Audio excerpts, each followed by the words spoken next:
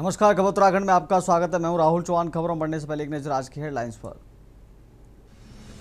CM के रूप में 4 जुलाई को एनडी तिवारी का रिकॉर्ड तोड़ेंगे सीएम धामी। सरकार प्रदेश भर में मनाएगी सेवा सप्ताह। उत्तराखंड में मदरसा बोर्ड का दौर समाप्त। 1 जुलाई से अस्तित्व में आएगा अल्पसंख्यक शिक्षा प्राधिकरण।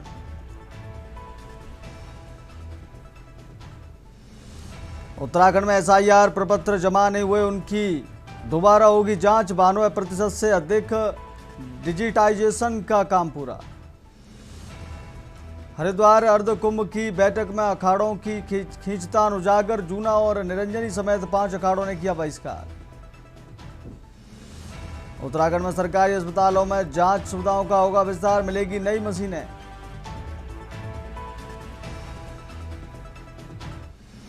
उत्तराखंड लोक सेवा आयोग में जल्द ही अपर पीसीएस के 63 पदों के लिए होगी भर्ती। आयोग जल्द जारी करेगा विज्ञापन। आप देख रहे हैं के न्यूज़, खबरों का सारथी।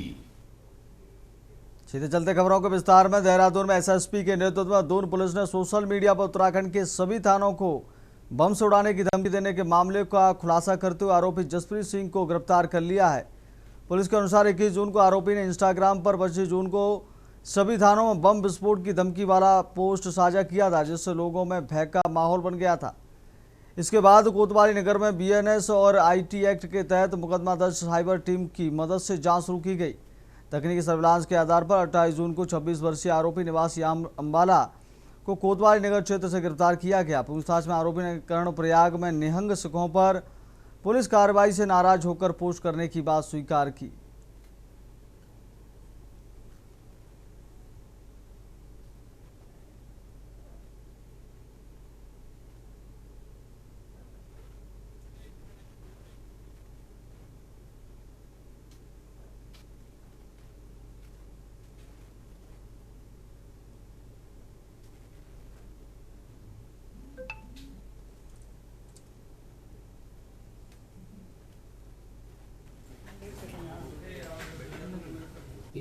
देखिए, ये जो पर्टिकुलर जो मामला था, ये जो पुलिस थानों की जो कॉल थी बम से उड़ाने की, तो वो धमकी इनके द्वारा ही दी गई थी और इस संबंध में हमारे द्वारा जो कोतवाली नगर पर अभियोग पंजीकृत कर लिया गया था। बाकी अभी तक की जो पूछताछ है, तहकीकात है, तो अन्य किसी ऐसी वारदात में या अन्य ऐसी कोई धमकी भरी पोस्ट इनके द्वारा और नहीं की गई। कोई आपराधिक इतिहास? हाँ, उसके संबंध में भी इनका वो भी मेरे द्वारा भी टीम को ब्रीफ कर दिया गया है कि इनका पूर्ववर्ती कोई आपराधिक इतिहास है या किन अन्य संगठनों से इनका जुड़ाव है या झुकाव किस और है, उसके संबंध में भी हम लोग इनके जो डिजिटल फुटप्रिंट्स हैं वो भी जानकारी कर रहे हैं। साथ ही साथ इनका मोबाइल भी, जिस मोबाइल के द्वारा इनको इंस्टा पर पोस्ट की गई थी, वो मोबाइल भी हमारे द्वारा कब्जे में ले लिया गया है और जल्दी ही उसको हम लोग फॉरेंसिक जाँच के लिए उसको भी भेजेंगे। रुक कर लेते अगली खबर का। देहरादून में परिवहन विभाग ने आईएसबीटी लच्छीवाला सहारनपुर मार्ग पर आशा रोड़ी रूट पर विशेष संयुक्त परिवर्तन अभियान चलाकर नियमों का उल्लंघन करने वाले वाहनों के खिलाफ सख्त कार्रवाई की। अभियान के दौरान 12 बसों समेत कुल 54 वाहनों का चालान किया गया, जबकि 4 बसों सहित 12 वाहनों को सीज कर दिया गया। जांच में 2 बसों में फिटनेस संबंधी गंभीर कमियां मिलने पर उनके फिटनेस प्रमाण पत्र के विरुद्ध भी कार्रवाई की संस्तुति की गई। आरटीओ प्रवर्तन डॉक्टर अनीता चमुला ने कहा कि यात्री सुरक्षा सर्वोच्च प्राथमिकता है और सड़क सुरक्षा नियमों का पालन सुनिश्चित कराने के लिए ऐसे अभियान आगे भी लगातार जारी रहेंगे।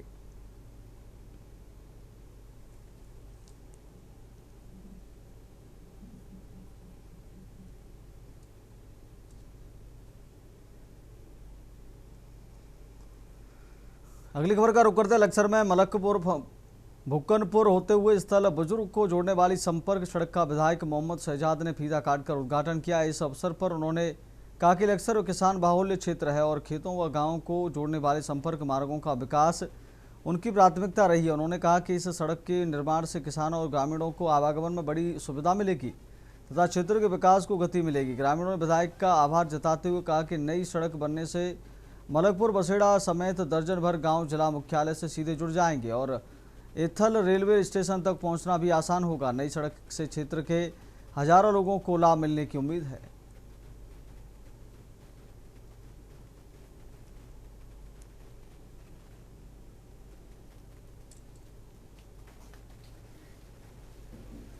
विधायक जी सब लोग एक कंधे से कंधा मिला के चल रहे हैं। ये रास्ता जिला मुख्यालय जोड़ने वाला रास्ता था। हमारे गांव को एयरटेल बैंक में जाने के लिए 15 किलोमीटर चलना पड़ता था, और मात्र हम 3 किलोमीटर एयरटेल स्टैंड पड़ता है। जो हमारी आजकल जितनी भी ट्रेनें एयरटेल रुकती हैं वहाँ से सवारी पकड़ने के लिए कोई दिक्कत नहीं। नज़दीक बैंक पड़ता है, जिला मुख्यालय यहाँ से 17 किलोमीटर पड़ता है। घूम कर जाएंगे लक्सर को होते हुए 32-33 किलोमीटर पड़ता है। ऐसे विधायक की हमें हमेशा जरूरत रहेगी, आगे भी जरूरत रहेगी। जो हमारी लड़ाई पहाड़ पर लड़ रहे हैं वो जनता की डिमांड थी, और जनता की डिमांड पर ही विकास कार्य हो रहे हैं। मैं समझता हूँ इस एरिया के लिए, और ख़ास तौर से जो किसान हैं उनकी फसल को मंडी तक भेजने के लिए बहुत ही अच्छा है कि ये काम है। और मैं मलकपुर वासी बसेड़ा वालों को धन्यवाद देना चाहता हूँ कि उनकी फसल अब सही और जल्दी निकलेगी। अगली खबर की ओर चलते हैं। आम आदमी पार्टी उत्तराखंड की एक प्रेस वार्ता लाल कुआं आयोजित हुई। प्रेस वार्ता में आपकी प्रदेश कार्यकारी प्रदेश अध्यक्ष उमा गौर सिसोदिया ने वार्ता करते हुए कहा कि पार्टी आगामी 2027 के विधानसभा चुनाव में पार्टी सभी 70 सीटों पर मजबूती से चुनाव लड़ेगी। वार्ता के दौरान उन्होंने कहा कि अब संगठन को बूथ स्तर तक मजबूत करने, जन सरोकार के मुद्दों को मजबूती से उठाने तथा मिशन 2027 की तैयारियों को गति देने का समय आ गया है। साथ ही उन्होंने कहा कि उत्तराखंड की जनता शिक्षा, स्वास्थ्य, रोजगार, भ्रष्टाचार, पलायन और बदहाल व्यवस्थाओं से परेशान है।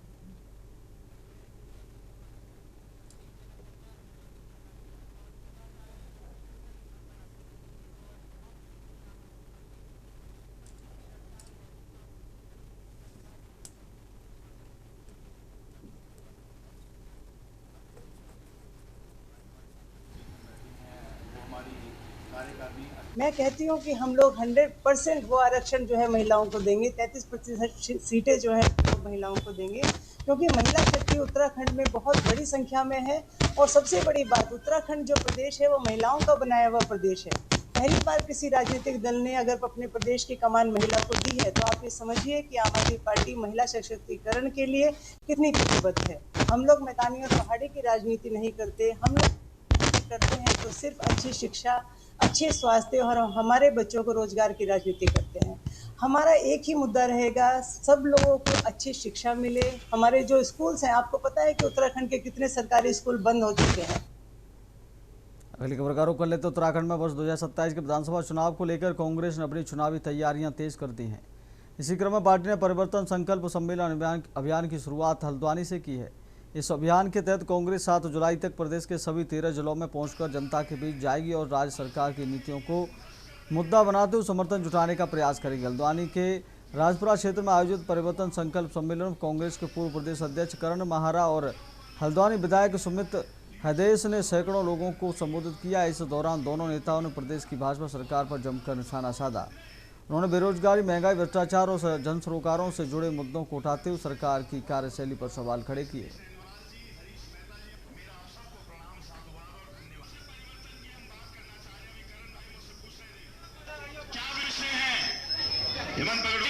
हजारों की तादाद में महिलाएं आई थी, हमारी बेटियां, हमारी बहनें निकल कर आई थी, और वो अगर आशीर्वाद देने कहीं निकल जाएंगी तो आप समझ ही लीजिए गरीब आदमी परेशान हो चुका है इस प्रदेश में। और विशेषतम गरीब जनता जो हल्द्वानी की है, 85% ऐसी आबादी है जो नजूल पे वास करती है। उनके मकानों पे लगातार लाल निशान लगा, रातों की नींद हराम कर कभी उनका मकान तोड़ने की बात होती, कभी विस्थापित करने की बात होती।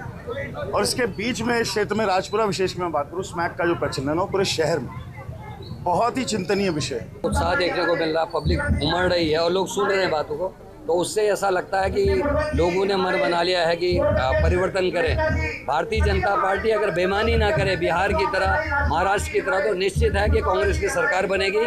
क्या क्या नहीं कर रहे हैं, भर्ती घोटाले, पेपर लीक, अंकिता भंडारी, संतरेसा, सल्ट, चमोली, उत्तरकाशी की चारों बहनें, बलात्कार जहाँ हो रहे हैं बीजेपी का नेता, हत्या हो रही है बीजेपी का कार्यकर्ता, भर्ती घोटाले हो रहे, हाकम सिंह बीजेपी का जिला पंचायत। आखिर किस किस पाप को छिपाएंगे?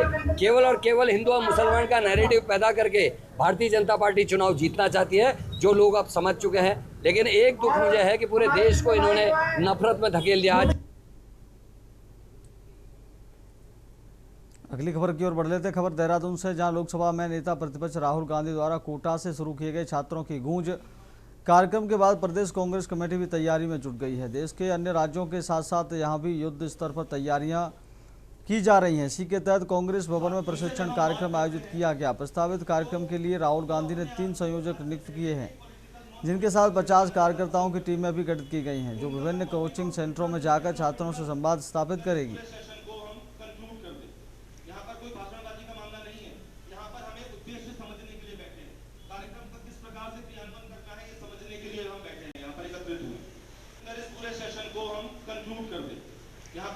आपको हमने अवगत कराया था पूर्व में कि छात्रों की गूंज मुहिम को पूरे देश भर में शुरू किया गया है, और इसी मुहिम के तहत हमने एक एक्शन टीम का गठन किया था, जो आने वाले 40 दिनों में इस मुहिम को हर छात्र तक, हर अभिभावक तक पहुंचाने का काम करेगी।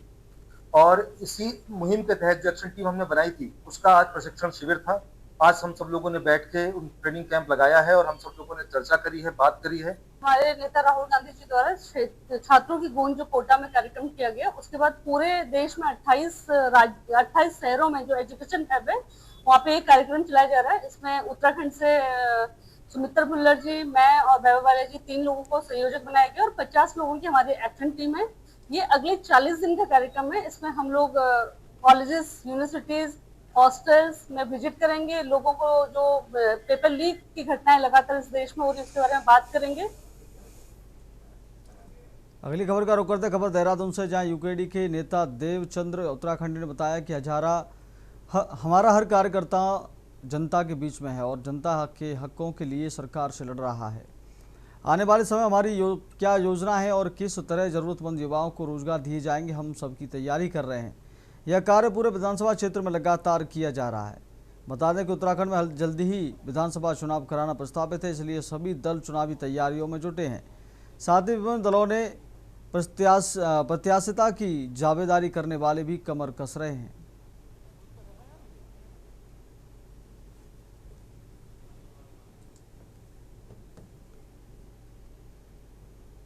देखिए, हमने पहले भी कहा है कि राष्ट्रीय दल अपनी तैयारी उसको समझते हैं जब उनके राष्ट्रीय नेता दिल्ली या बम्बई से या अहमदाबाद से या कहीं से जब उत्तराखंड में आते हैं तो उसको वो तैयारी समझ लेते हैं, जबकि उससे वो सिर्फ ये दिखाना चाहते हैं कि जो भ्रष्टाचार उनका हो रहा है उसको नजरअंदाज करना चाहते हैं। वहीं दूसरी तरफ उत्तराखंड क्रांति दल की ये तैयारियां हैं कि हमारा हर नेता, हमारा हर कार्यकर्ता जनता के बीच में है और जनता के जो उनके हक अधिकार हैं उनके लिए सरकार से लड़ रहा है, सड़कों पे है और अपनी जो हमारे विजन है, हमारे जो आगे कार्य हैं, आगे आने वाले टाइम पर हम क्या सोच रहे हैं, किस प्रकार से उत्तराखंड में हम रिवर्स पलायन लाएंगे, किस प्रकार से हम रोजगार दिलाएंगे, उस पर वो लोग लगातार क्षेत्र में कार्य कर रहे हैं। अगली खबर का रुख करते, जिला प्रशासन के समाधान दिवस में फरियादियों की समस्याओं का त्वरित निस्तारण किया जा रहा है। जिलाधिकारी डॉक्टर आशीष चौहान ने बताया कि हालिया समाधान दिवस में कुल 170 शिकायतें मिली। इनमें भूमि विवाद, पारिवारिक विवाद और सीमा विवाद के मामले प्रमुख रहे। डीएम ने कहा कि अब जीआईएस मैपिंग से समस्याओं को क्षेत्राधिकार चिन्हित कर फोकस्ड अप्रोच के साथ कार्रवाई होगी। इससे निस्तारण में तेजी और पारदर्शिता आएगी। कुछ गंभीर मामले भी सामने आए। एक आवेदक को 3 से 4 साल से दिव्यांग पेंशन नहीं मिल रही थी। डीएम ने अधिकारियों को तत्काल पेंशन दिलाने के निर्देश दिए। विदेश भेजने के नाम पर धोखाधड़ी के मामले में एसपी और एसडीएम को सख्त कानूनी कार्रवाई के आदेश दिए गए। डॉक्टर चौहान ने कहा कि प्रशासन जब तक शिकायतों के समयबद्ध निस्तारण के लिए प्रतिबद्ध है।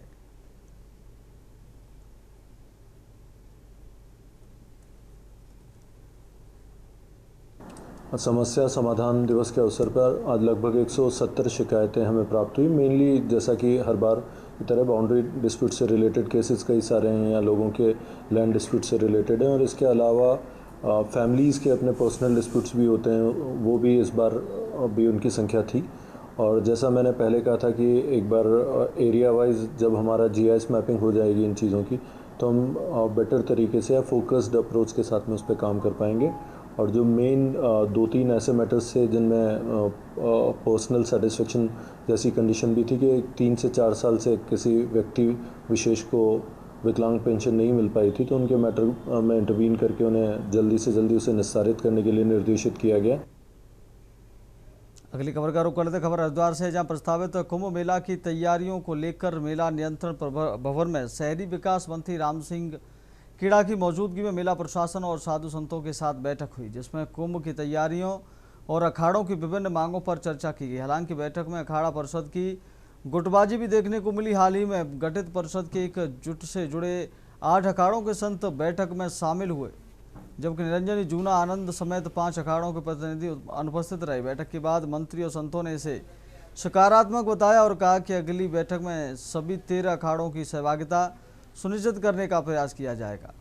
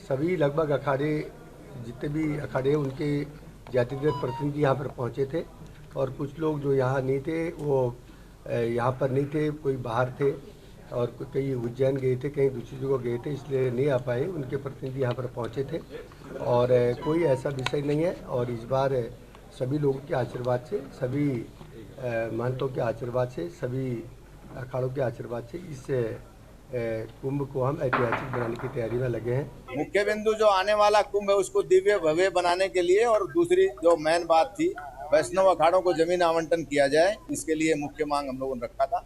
और माननीय मंत्री जी क्योंकि पहली बार ही आए हैं तो उन्होंने सबका परिचय भी हो गया, उन्होंने आश्वस्त किया है इस पर हम कार्रवाई कर रहे हैं। और अखाड़ों की जो मांग है वो लिखित रूप में प्रशासन को हम लोगों ने किया है।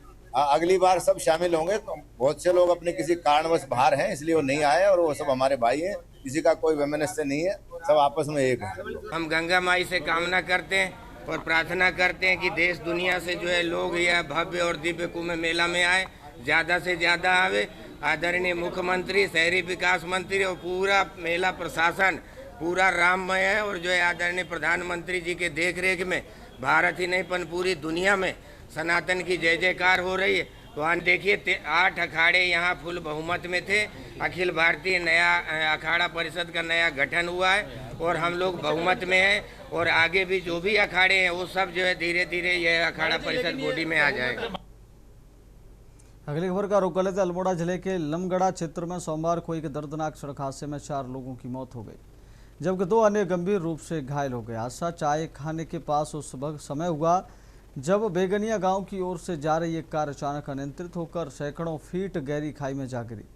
हादसे के बाद स्थानीय लोगों और प्रशासन की टीम ने राहत एवं बचाव अभियान चलाया। दुर्घटना में कार सवार 4 लोगों की मौके पर ही मौत हो गई, जबकि 2 लोग गंभीर रूप से घायल हो गए। गंभीर घायलों को बेहतर उपचार के लिए हेलीकॉप्टर के माध्यम से हल्द्वानी लाया गया।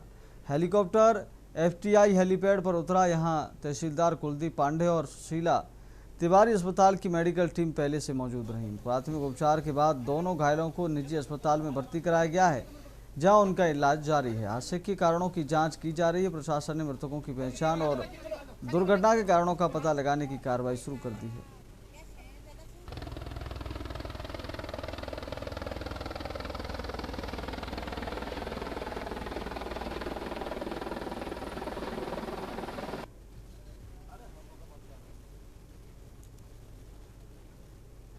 सूचना प्राप्त हुई डीडीएमओ के माध्यम से और एडीएम साहब के माध्यम से कि एक लमगड़ा में एक एक्सीडेंट हुआ है जिसमें कुछ लोग घायल हैं, कुछ लोग की मृत्यु हो गई है, जिसमें हमने तत्काल एफटीआई में अपना बेस बनाते हुए यहाँ पर कोई एम्बुलेंसेस खड़ी की गई और फायर एम्बुलेंसेस खड़ी गई। इसके माध्यम से यहाँ पर उतरने के उपरांत इनको कृष्णा हॉस्पिटल को इनके उपचार के लिए भेज दिया गया है। फिलहाल खबर उत्तराखंड में मेरे साथ इतना ही। देखते रहिए के न्यूज़ इंडिया। नमस्कार।